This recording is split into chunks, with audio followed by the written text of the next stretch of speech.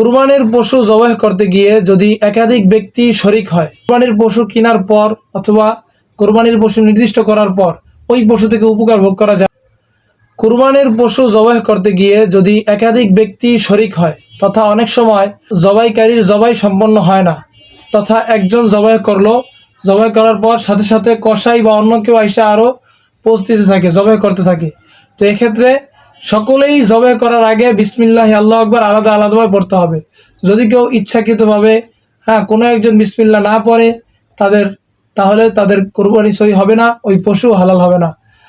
আরেকটা হলো কোরবানির পশু থেকে জবাইয়ের আগে উপকৃত হওয়া, তথা কোরবানির পশু কেনার পর অথবা কোরবানির পশু নির্দিষ্ট করার পর ওই পশু থেকে উপকার ভোগ করা জায়েজ নেই।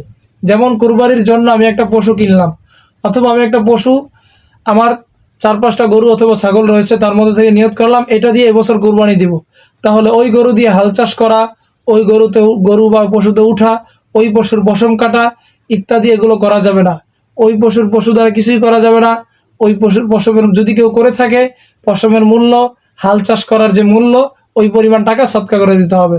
মুসনাদে আহমদ 2 নম্বর খণ্ড 146 নম্বর পৃষ্ঠা, এ আলা ও সুনান 17 নম্বর খণ্ড 277 নম্বর পৃষ্ঠা, ফতোয়া কাজী খান 3 নম্বর খণ্ড 354 নম্বর পৃষ্ঠা।